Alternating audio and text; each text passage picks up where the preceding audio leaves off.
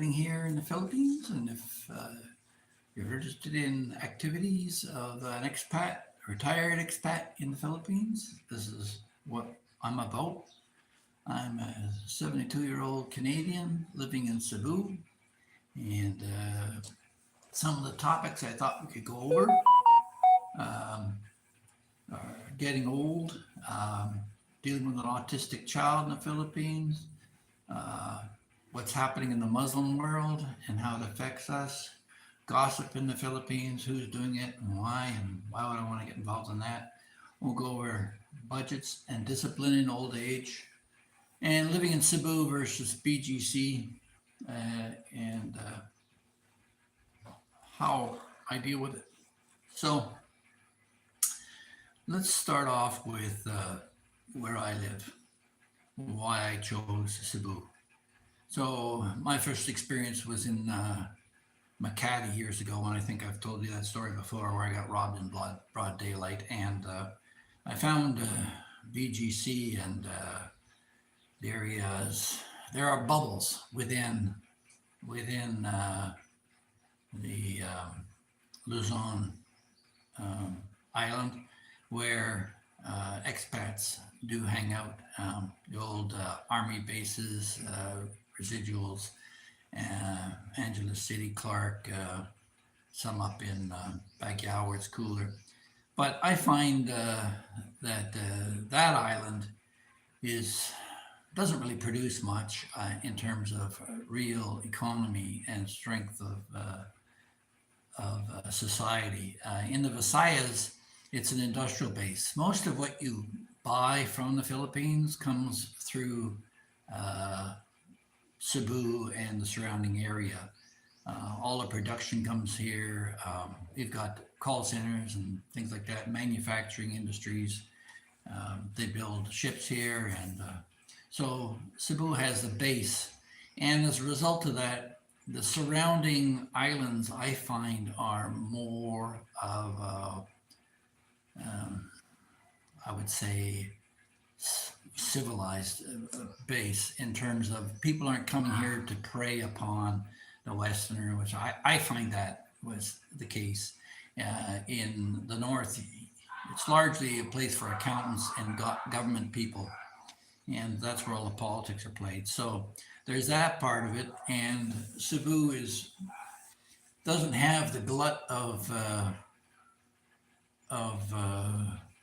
condo supply yet, like Manila has. Manila, I think, has like a 3-year supply of condos. The market's collapsed there. It's still quite strong here, and people come here for the beaches. We've got very popular places, everything from Bohol, Bantayan, Malapascua, Bantayan, we say, Oslab, the whale sharks. There's a lot of activities here in the central Philippines that people come through. They come here to go to Palawan, Coron, famous places like Boracay. They're all close by here, and it's a good central hub. And Cebu has everything that a Western country does. So if you're going to live in a bubble, live in a big one. And I would say that the Cebu and surrounding regions is probably the biggest bubble within the Philippines. Mindanao, you're still dealing with, they're trying to promote the tourism down there, and people are trying to survive down there. But when there's occasionally knocking off a foreigner on religious grounds, that can be a problem. So, what do we got here? Nobody's watching apparently. Oh well. We'll do this weekly, as I have done with my construction videos. We did that for a year, and that goes into projects and discipline. We've got a problem here with being retired is there's no discipline. You can sleep until noon, you can lie on the beach and get burned, and you can let your health slide, or you can get yourself hooked up with a Filipina, and as I did. We've got a couple of new kids, well, not new anymore, 9 and 12, but that keeps me busy chasing after them. And so it's important to have something on the go to just keep your sanity. I've got right now. I'm starting the tropical fish part of it. I'm going to try breeding. We're starting simple with the guppies. I've got about 50 baby guppies in the last batch. So hopefully we'll grow from there, and we'll see where that goes. But it keeps me busy anyway, and that's helps with the income. Um, the house build kept me busy for a year, and a lot of people say, well, when you're tired, you should have a garden, keep yourself busy there. But in tropical heat, I started here with the adjoining lot. I planted coconut trees and banana trees and lemongrass and what have we got, papaya. We've got a bunch of stuff growing here that supplements the groceries. We've got a couple of chickens. One rooster's keep me awake in the morning, so he's next on the menu. So we'll have to take care of him. And part of dealing with the groceries is it comes down to budgets, and people will talk to you about, can you live on X amount of dollars, $1,000, $500. Some guys are saying, I get away with real low prices. Anything's possible. You can actually survive on nothing. It's about the air you breathe and the fish you catch in the sea, if that's the way you want to live. But I've been spoiled over the course of the years, and so I want some of the Western comforts that I've got. So, like, we've got a bathroom on every floor, and Mashada showers and soaker tubs and all the rest of it. But I also did a test through the University of Cebu, and on the water here supplied. We're on a well, and there's the DWSD, the district of Cebu Water District.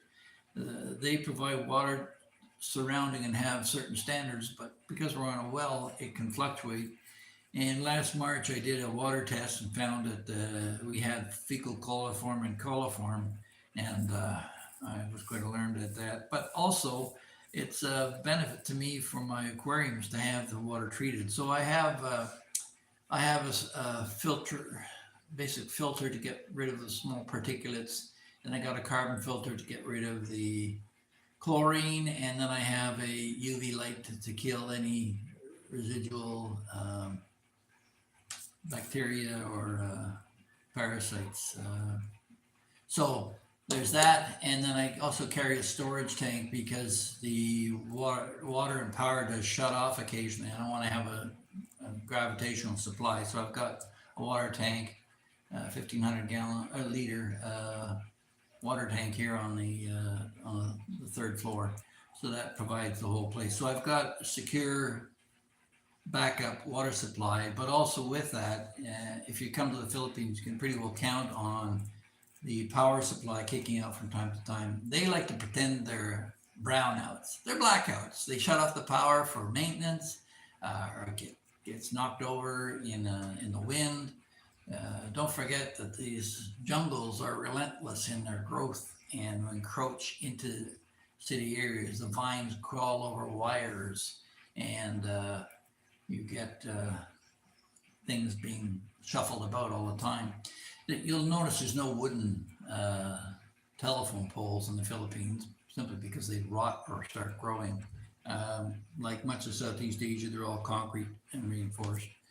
And some of them are galvanized steel, the larger ones. But there's a reason for that, because everything either rots or grows or gets eaten by ants and termites, and that's a problem here as well. So you got to watch out for that.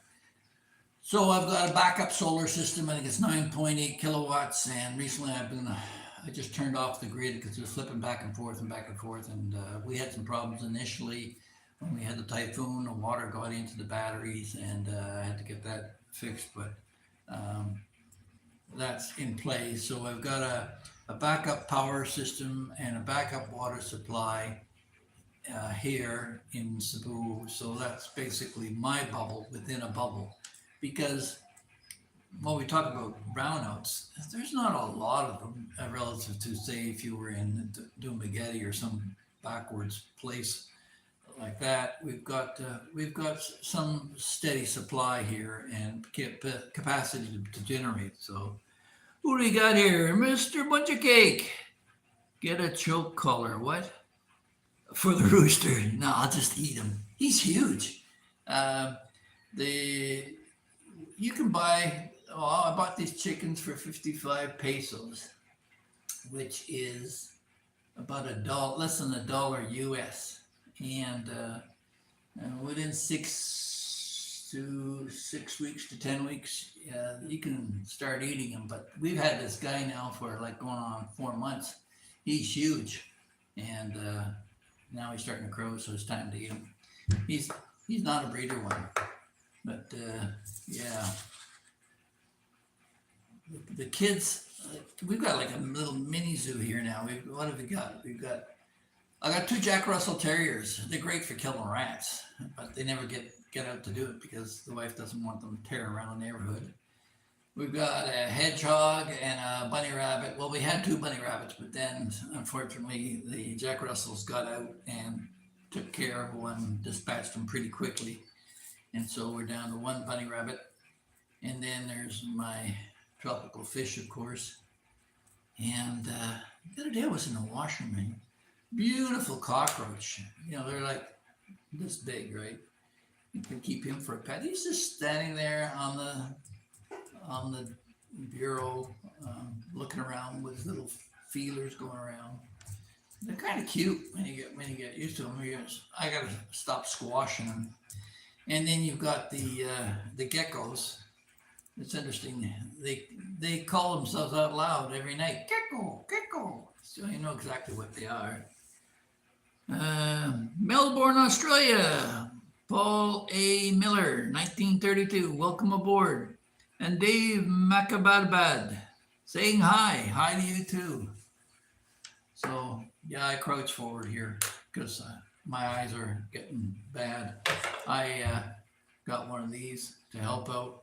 I started growing brine shrimp and infusoria to feed my fish, and you need this to see those little suckers to make sure they're there. So yeah, so I'm in a bubble within a bubble, and it makes me wonder about what's happening back in my own homeland, Canada. And I've heard you had a bad winter, lots of snow, and we left in October. It'll be 3 years ago. And I'll have to do a side trip to get my visa extended. So it'll take the wife probably somewhere, maybe Singapore or Vietnam or something, to take a break. But unfortunately, I got reassessed by Canada Revenue Agency. I got my tax returns done by Liberty Tax Service in Woodstock. Wouldn't recommend them. Mr. Munchcake's in Vancouver. Oh, hello there. Okay. Vancouver, familiar with it. I ran for the mayor of Port Coquitlam twice. Did you know about that? Anyway, that's another story. So, yeah, now I've left. They've reassessed me and they've cut my pension. And so, I'm raising 2 children and a dependent handicapped wife, and I get dinged by Revenue Canada. So I wouldn't be recommending some of these tax services. But it's not just Canada. The whole Five Eyes, Australia, New Zealand, Canada, America, and UK, they're all going down the tube. They're getting Islamified, and there's fewer places for Christians to run to. I don't pretend to be any great Christian. I try to practice, but I certainly find a religion that preaches loving their neighbor as opposed to killing the Jew and the infidel far more attractive to me in the way I want to live. But I just saw a fellow talk about an argument with a taxi driver in London over Sharia law. And, when I was growing up in the 50s, women used to cover their faces in church. When you go to church, that's where you practice your religion. You go to church, or in the Muslims' case, go to your mosque. Cover your face in your mosque. Do your call to prayer in your mosque. But that's not their plan. Their plan is to force you into their religion by doing it all publicly. It's like having a Jehovah's Witnesses on steroids coming into your community. Anyway, so much for that. My father told my sister never marry a North African, and I thought that was kind of bigoted, and I thought it was based on racial terms, but no, it had to do with culture. And people got to learn to recognize the difference between culture and race. Um, you know, there's a fellow named Jeffrey Sewell, black philosopher and theologian. He explains how the Southern black in the States got disenfranchised in the process of slavery being abolished, and they adopted a lot of the behavior of the rednecks of the South. You can look up Sewell, and he's well versed in the difference between culture and race. So, everybody's favorite topic here in the Philippines amongst bloggers, and I'm generally not that way. I'll point out, and this is why I'm not really popular with a lot of them, I'll point out when I think that they're full of bullshit. Right now, you can guess who these people are. There's one blogger who's been doing it for quite a while. He's got his wife involved, dancing on camera and scantily clad for clicks and views. He's got a members only section, and you can subscribe. And I'm supposed to come up with merch. And he's teamed up now with another fellow whose relationship has failed because he got spooked when she thought about taking him on about building a home, and he suddenly had a heart condition and couldn't afford it and took off. I like to just quietly go about my business, but when I see other people professing to be so-called experts, I gotta call them out. So, Cab 87, there you are. I was wondering when you'd show up. So I don't want to spend all my day talking about other bloggers, but I also want to warn you about the so-called experts. They talk about the same things all the time, and we've gone over that before. So let's leave them in peace. Now, the other thing maybe some of you know, but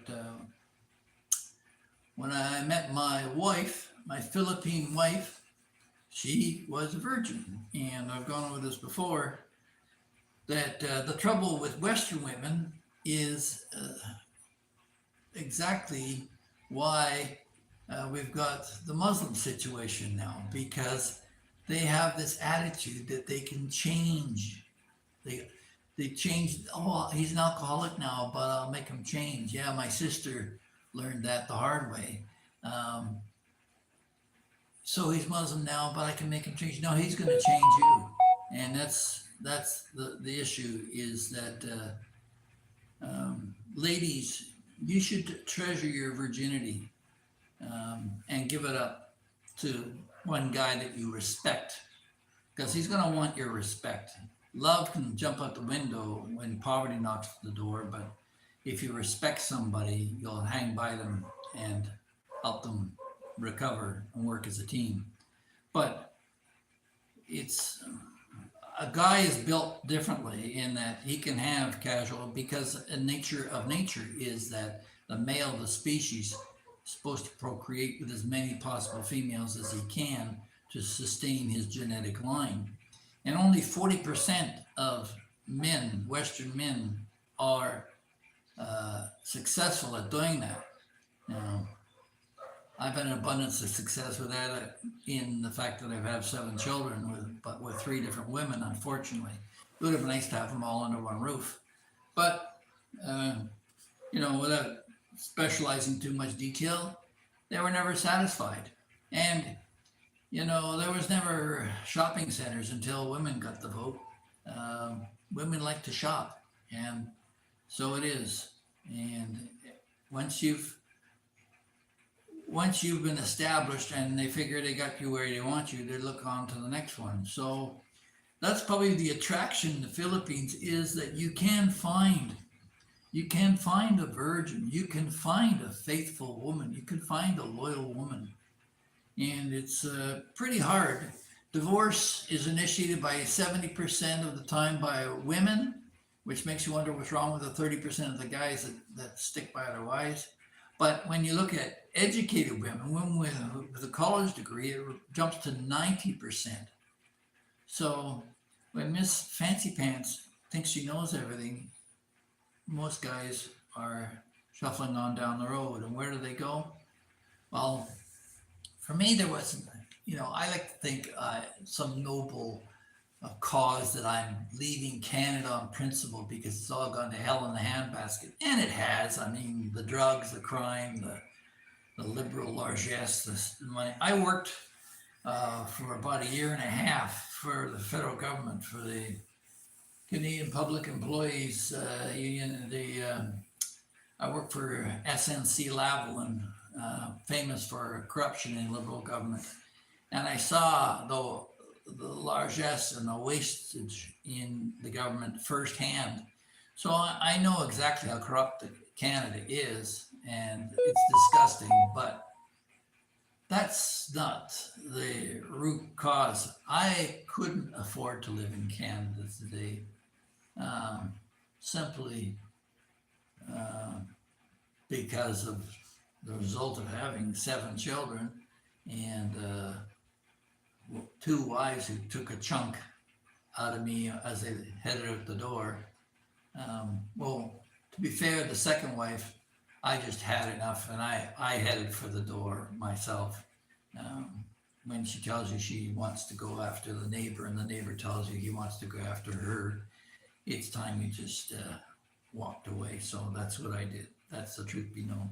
So the end of the story is that I'm here in the Philippines.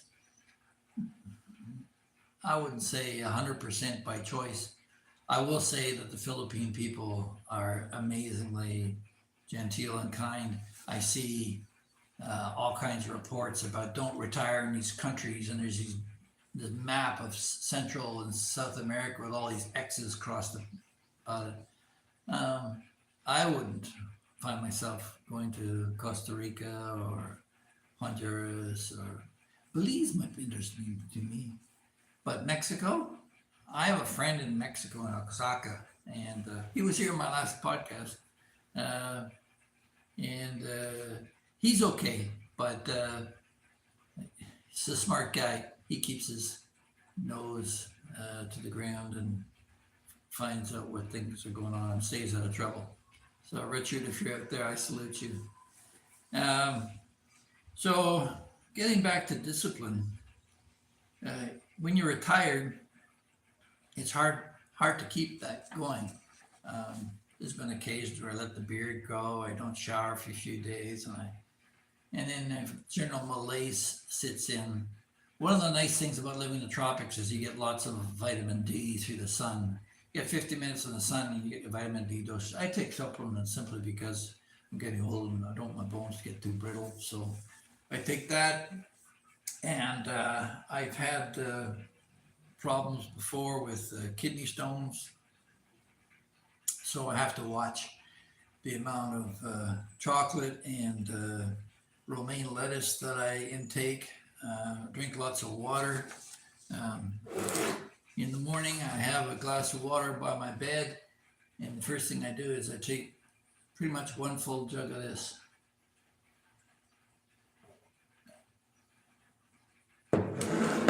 And that's before I stand up. So when I get out of bed, I swing my legs over the side, put one foot on the ground. If you can't get up, that's a good exercise. And I did this years ago too when I was working. is that they get 1 foot over the side of the bed touching the floor. A lot of people don't realize it, but the atmosphere is negative, is charged. I forgot what's a negative, positive, and the ground is positive charge, and so there's a flow of current. So when you put your foot on the ground, the flow of that energy starts going through you. So that's just a point that you might want to consider. Um, so I do that, and then I take the baby aspirin. Although I am only doing that sporadically, but I got vitamin D3, and then there's this Centrum Advanced multivitamin, and then the niacin. And the niacin is a replacement for Lipitrol to keep my liver and kidneys clear. So that's what I do on a daily basis with my afternoon meal. And as far as getting up, I usually get up around 5 in the morning, 5:30. The church bells go off at 5, so you can pretty well see that they're going to be waking people up. And by that time, the roosters are starting to go full blast. So what else we got here? Oh yeah. So this weekend, my son's school had an award ceremony.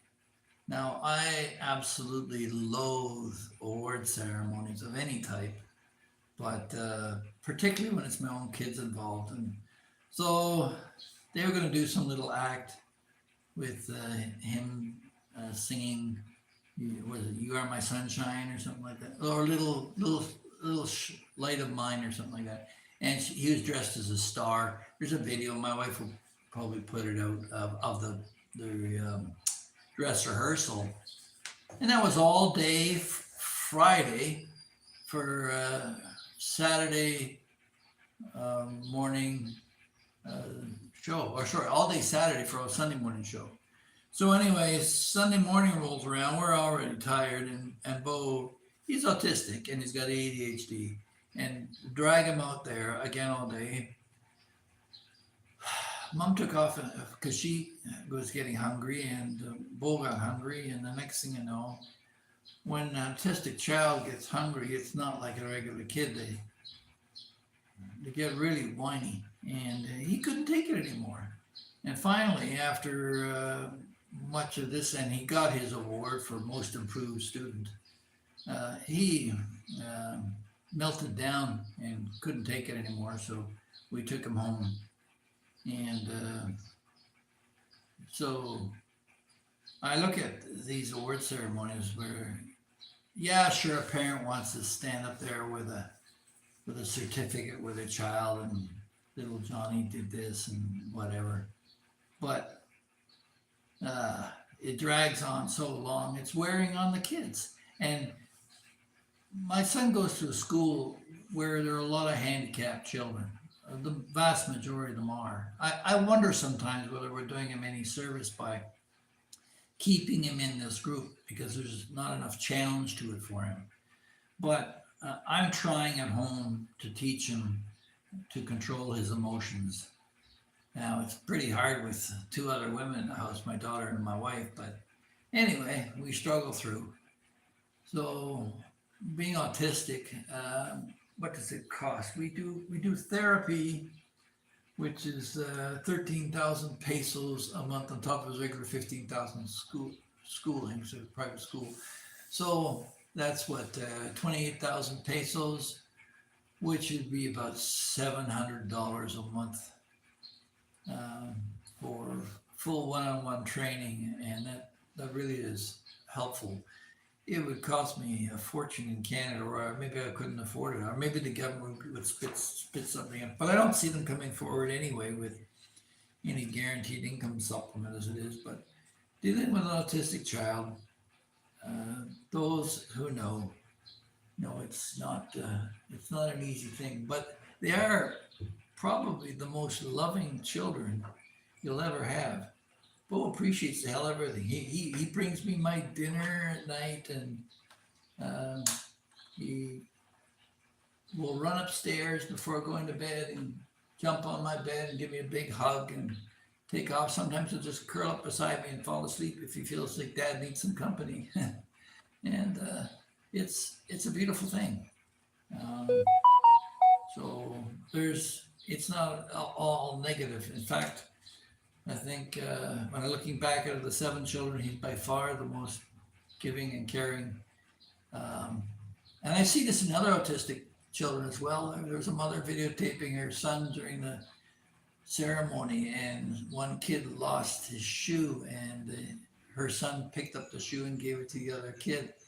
And I said, "You must be proud. That's a good boy." So there's some beauty in. I mean, don't forget, Elon Musk is autistic, so you can't. I mean, you discount it. It's a different way of thinking. It's not like they're retarded or anything like that. So that pretty well covers it. What I had to mention. Have you guys got anything you want to talk about? Happy St. Patrick's Day. When's St. Patrick's Day? March 17th. That's coming up, isn't it? Isn't it the 17th? Yeah, I think so. Something like that. You have to wear green. Let me know. Oh, we're only. I guess we're getting there in the Philippines, isn't it? Yeah. I heard that Minnesota had a huge snowstorm. Roy Reynolds just sent pictures of his front yard. They're all snowed in. Looks like they're not going anywhere. Well, it looks like nobody's going anywhere now with these gas prices. Yesterday, I went to the fish store to get some valves and some gear. And the fellow at the store said, he's closed on Sundays. I said, "Well, you're open today." He says, "Yeah, well, we're going to go somewhere, but the gas prices, I can't afford to go anywhere, so I'll have to work." So he sold a few things for me. But yeah, we're looking at, I think it's 89 pesos per liter for regular gas right now. Could go up some more. But this is just a temporary blip, There's more routes to deliver oil than the Straits of Hormuz.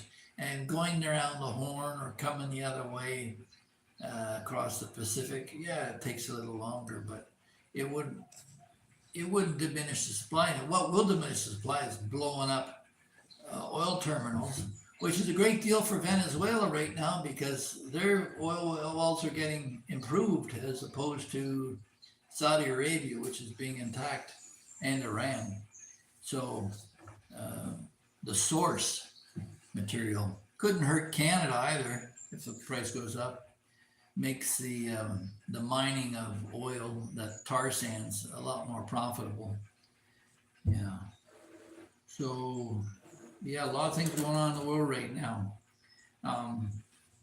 If you're a Jew hater, you can unsubscribe right now and move on. Let me deal with this Tucker Carlson crap. Tucker Carlson doesn't. He may be. Was it USA may take over? Yeah, they may take over. Well, they say they may just blockade it. That's all they need to do. But getting back to Tucker. So Tucker and Candace and their anti-Israel Jewish stance. I want people to remember there's total in the whole world 15 million Jews, maybe 6 million live in Israel. There's 2 million Arabs and Muslims living in Israel. It's not an apartheid state. They've actually had a Muslim judge send both a president and a prime minister to jail. So, and they vote in the Knesset. So enough of this crap about it being the dictatorships are the Arab states under Sharia law, and where gays are killed and women are stoned to death and killed publicly to terrorize it. They terrorize the population, just like North Korea does, where they go back 3 generations. They kill your parents and your grandparents if you step outside and enslave your children. Tucker and Candace, okay, first of all, let's deal with, Candace got canned when she was working with Ben Shapiro, and Tucker says that he's not anti-Semitic, but he's anti-Zionist. Let's get things real. For centuries, the Jewish people have been attacked as the killer of Jesus Christ. Don't forget that back in the days of Jesus Christ, the only people around there were Jews. There were no Christians back then. So, and Jesus was a Jew himself. So let's go. If you want to go back through history, you can play that game. But the bottom line is they weren't allowed to own land in many countries and were forced to be resourceful. Now, one of the things that makes the Jewish people particularly an enviable position, and maybe why a lot of people hate them so much, is that they're so successful at whatever they do. And the reason for this is not something that happened overnight, or it's not something that's they were genetically born into. It evolved over time. They were the keepers of the book. They were the people who decided to keep detailed records. If you go through the Torah and the Old Testament, you'll see that generation after generation, they recorded and kept their history alive. And they learned from their mistakes. They noticed that when siblings married, that deformities would occur, and gradually over time they got the wisdom to think you don't marry somebody within your family. That came from the Jews. The Christians adopted it, but that came from the Jews. Unfortunately, the Muslims skipped that, and now you look at the IQ level of the average Muslim versus the average Jew. There's a vast chasm of IQ depth that the Jews enjoy that the Muslims never do. What do we got here? Ambassador to Iran is planning talks with Putin, Russia. So, Rabbi Phil, well, you know what? To be designated as a Gentile, what do they call themselves? Righteous Gentile. That would be a supreme compliment to me. So anyway, the Jews couldn't have land for years, and they decided to get into the banking end of things, and they have been for years. And the guys who own the money, do you love your banker? No, nobody loves their banker. So there's a lot of resentment built up there, and they get accused of everything from starting the First World War to, well, today the price of gas. But the bottom line is, just leave them alone. They came from the land of Judea. Where do you think the word Judea came from? Anyway, so Carlson forgets all this stuff. He forgets all this history. And he thinks that America is too closely entwined with the Jewish state of Israel. Well, let them be the 51st state. They're the only democracy in the Middle East. You want to give up hope for any democracy going into those other countries? Now, over time, I think maybe because Islam is starting to learn from others that they need to adapt. They have no the supreme leader was no pope practicing peace. He's looking for blood and vengeance, and sorry, there's no room in my heart for that. So we're getting a little political here, but I'll say, Tucker Carlson, you wimped out. My father got shot crossing the Maas River in Holland in the efforts to stop the German massacre of the Jews in the Holocaust. And what is it they say? No greater love has a man than this, that a man lay down his life for his friends. And is Israel our friend or not? And while you're asking that question, ask if Canada is your friend or not. That's another problem that Canada has to deal with America. Canada's stand, there's only red in their flag for a reason. They're communists. They're not socialists. They're communists.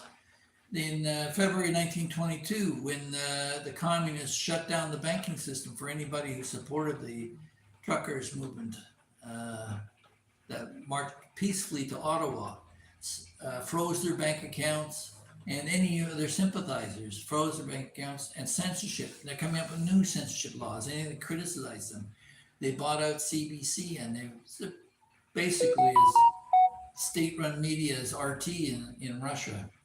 So dealing with Russia and Putin's not going to do anything with regards to Iran. Iran was a supplier for drones, and now their manufacturing facilities are being destroyed.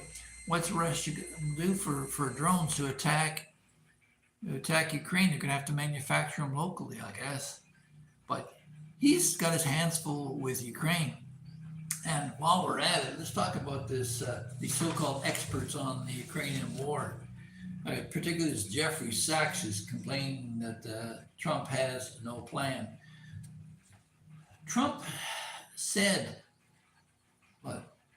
40 years ago plus, that he would attack Iran if given the opportunity. It's always been on his radar. And Jeffrey Sachs is the same guy who got shuffled aside in his expertise that Ukraine was going to win the war and it would all have ended by now. Another one is Douglas McGregor, who's a general and should know better. He can get dragged into things. And he says that with Trump in Iran, but he's announced the demise of Ukraine for a long time, as I have. I mean, they can't win. If winning is losing 8 million of your population to refugee status to other countries, some of them to Russia, and losing 1 million more men and dragging old men and young boys off the streets to fight your war. If that's winning, I'm sorry. No, it doesn't cut it with me. So, yeah, the world's a mess. What else we got? Rabbi Phil, Mr. Munchcake. Yeah, that's not an insult. I think you're trying to be insulting. I don't know. Maybe you can define that a little bit more clearly. But a rabbi is a scholar. People take time to study, and you've got the same thing in all religions who study the text and try to interpret them. A rough time for a lot of Muslim clerics who have finally learned to read the Quran, and it says quite clearly that they want us dead. So I won't be winning any fans with them. So let's get off that bent. Let's talk about the Philippines. What's happening right now? It's cooler and drier. We're heading towards the summer months. The kids will be out of school in the end of April. And then we'll see what we're going to do. Maybe we'll take an annual vacation then instead of October. Who knows? Get some beach time. Kids like the beach, and it gets away from their phones. Speaking of phones, this is a mental health crisis. It's really bad amongst my kids now. They've been, I was away for a couple of years during COVID, so I had no real control over it to say much. Senior handsome, sure. Well, thank you. The kids they're addicted to cell phones. Their mom's addicted too, with selfies and all the rest of it. And this all happens because they have no activities. I try everything. I put a basketball hoop in front of the house. I got Bo tennis rackets and badminton rackets, and I've got out with them. Sometimes they go over to their cousin's place and play badminton and get some exercise. But you can tell when they're tired and they spend too much time on the phone. They get really whiny and fussy, especially Bo being autistic. And and me being as old and impatient as I am now, that doesn't help either. But I don't think that I'm alone. I think there's a lot of families in the Philippines that are. Philippines is the selfie capital of the world. They love their cell phones, and it may be the one tool that allows the Philippines to escape this third world status that they continuously seem to be poked at. But the truth be said, I feel a lot safer here than I did in Costa Rica or Cuba or Mexico. Um, I've been through some of the Central American countries, even parts of the States. You know, in Chicago, I remember driving across Canada, the truckers telling me, don't don't stop either side of Chicago within 200 miles because somebody will try and break into your car.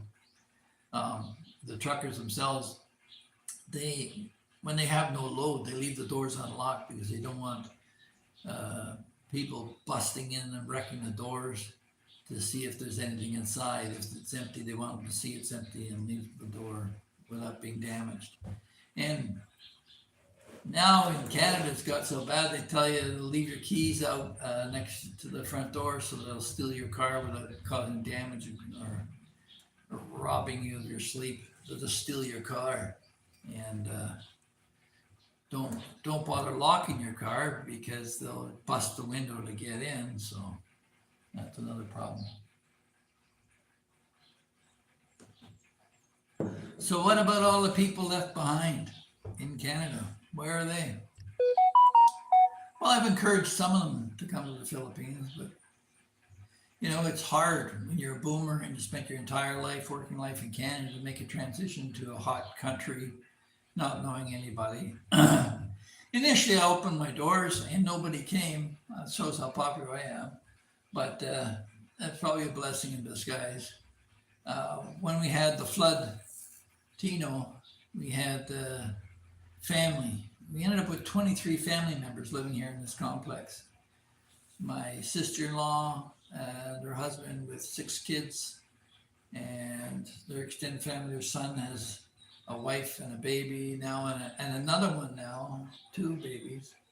So that's all going on, and they both lost their houses. So you know, I'm not going to turn my back on them. No way. And this is a big house for a reason, to give us that latitude. Unfortunately, a friend of mine, Glenn, he asked me again to help him with his schooling for his kids, and I told him no, I can't. I can't be given away to every charity that chasing my way because I've got to be prepared in case there's well, I mean, I could get a stroke at who knows at what time, or end up with a major hospital bill. You tend to get sicker as you get older, but also anything extra I do have, I want to be able to have the capacity to help my family rebuild their homes. Now they're opening up the old Bakayan flood zone where apparently somebody screwed up and opened the dam, and that's what caused the flood. Rather than let it overflow the dam, they should have just left it be, but that was the result. So they got flushed away, and we talked about that I think in the last video. So we're dealing with that, and I have to have the reserve. I don't go out with cap in hand. I've never done a GoFundMe, and I mentioned a couple of requests, and I give thanks to Sheila Crawford Bunch and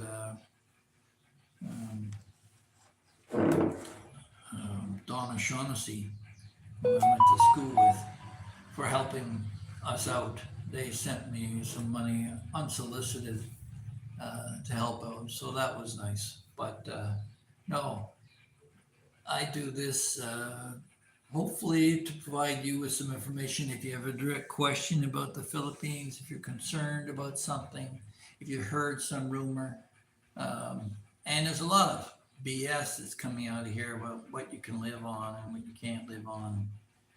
But your heating bill is amazingly low. Air conditioning is more the issue. Now, if you can't afford air conditioning, movement of air, having somebody stand there with a fan or have an electric fan going, helping. Canadians are at the Canadian Beaver, Panay Island, Caprice. Yeah, well, unfortunately for him,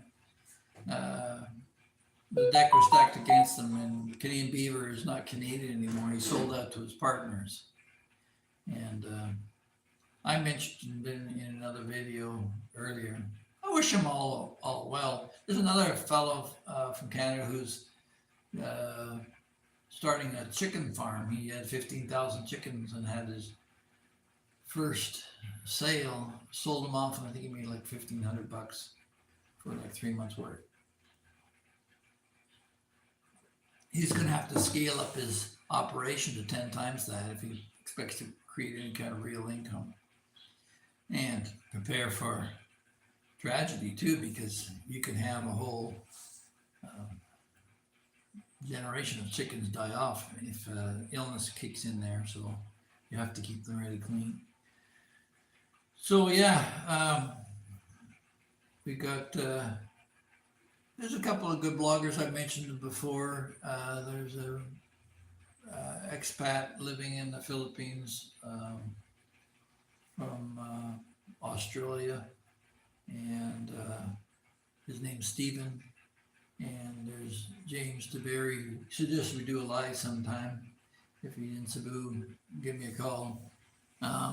Happy to help you out any way I can. But as far as retirement, people are concerned about hospitals here. And the trouble is, you get guys like Philly in the Philippines who's living off in Siki or like off in the boonies somewhere, and is an hour away plus for hospital. If he ever had a limb cut off, he'd have real trouble. I live 5 minutes from North General Hospital, and in a rush, I guess maybe 20 minutes to Cebu doctors in downtown, where I could be flown to St. Luke's, but I'm in a major transportation hub. And that again goes back to why I chose Cebu. I met a fellow years ago, Caesar Juan, God rest his soul, who came from Cebu and sold cars with me in Vancouver. And he married the daughter of some GM executive, but decided to move to Canada. And a lot of Filipinos are in Canada. It's one of the largest, I think not the largest population per capita relative to the Canadian population. I think one out of every 65 Canadians is Filipino. So them and the East Indians give for the run of the money, which I have no problem with. The only problem I have is the religious zealots who want us dead. The Sikhs don't want you dead. The Buddhists don't want you dead. The Filipinos don't want you dead. The Muslim extremists want you dead. And it's up to Muslims to fix that, not me. We keep going in a circle here. It always seems to be getting back to them. But they're kind of ruining things for everybody. They tried in the south in the Philippines and Mindanao and got a good thump from the Philippine government, because this country is like 90% Roman Catholic, never alone Christian. They've got some other Jehovah's Witnesses and Latter-day Saints and that type of thing, but for the most part, it's vastly Roman Catholic. The largest diocese in the Roman Catholic Church is actually in Manila in the Philippines in terms of wealth, despite being a so-called third world country. So construction is booming here in the Philippines. Every time I turn around, an old slum's been torn down and new construction is coming up. So things are happening here in Cebu and are likely to continue to grow. We're the link between China, America, India, and the rest of the world. Everything passes right by our doorstep before it goes through the Strait of Hormuz. I don't know if you can hear that in the background. That's a fishmonger that goes down the back laneway every day on his PA system. Still, it's better than the Muslim call to prayer. So, yeah, Cebu has changed a lot just in the last 10 years since I've been coming here. I noticed a big change when Duterte took over. It's interesting that the International Criminal Court will pick on an aging Filipino ex-president who has no more power or control. Meanwhile, the IRGC can kill 50,000 of their own people and not a peep, no indictment, nothing. It's up to America to go in and on their own and take care of it. And I was not a great fan of America until Trump took over, and now I wouldn't really worry if Canada did become the 52nd state. Israel, of course, being the 51st. But yeah, so life is relatively good here, except for the constraints of the Canadian government to reach back its tax time. I went and contacted the people who did my tax returns the past couple of years, who were then audited, and I had to pay additional for the mistakes. And they decided to bail out, and we're going to recommend a CPA to deal with it. I think I'll just try to do it myself online this year. It's going to be a hassle, but anyway, I'll do the best I can. And they're going to re-audit me anyway, so we'll deal with it. Canada, 51st state. It's really the Five Eyes. It's not just Canada, it's Australia, it's New Zealand, it's the UK. The UK is the most exposed. The UK is a symptom of what's going to happen next if Canada doesn't wake up or America doesn't wake up. Actually, Canada may be too late too. Sharia law has no basis in a secular society. If you want to deal with that internally in your religion, that's fine. Deal with it for your own people, not for others. So you want to enforce your Sharia law from your religion on me? Well, we'll see you in church before that happens. So everybody's kind of all stirred up talking about all this stuff. What kind of else can we go on about? I think I pretty well covered everything. As for the aquarium, so I'm going to order another aquarium that's going to go over here on this side. That's what that base is for. So actually the one downstairs was a little oversized, so I'm going to move that up here and put a new one in there. So I'll have 3 big main tanks. This is 50 gallon. The one downstairs, which is coming up here, is over 100 gallon. And then I'll build another 90 gallon to go downstairs. And we'll be breeding. We're starting with guppies, as I said, and we'll see where that goes. They keep me busy. But then, between the dogs and the hedgehogs and the bunny rabbits and everything else going on, the kids, I think I got a full plate. Yeah, fish are calming. It's like when I was in Ontario, I had a lot that I would go down to, and I would cut up some of the old undergrowth and burn it, and sit there and watch the fire by the fireside. If you're a Canadian who doesn't like a campfire, there's something wrong with you mentally. It's just so relaxing. Sit there and watch the embers glow. And fortunately here, burning waste is illegal, but you smell burning plastic quite often, all the time. People burn it off. Right now we've had a problem winters are not a problem. We had the floods from Tino and loss there, and then we had even greater loss when the garbage dump collapsed here in Cebu, killing others, and there was a second one that collapsed, killing again. So the garbage is backed up, and I think the government is gradually starting to wake up. They tried cleaning up Burica a few years ago, and maybe some of those steps are going to be happening in other islands. They say Bohol is a target for it now. But yeah, cleaning up the beaches.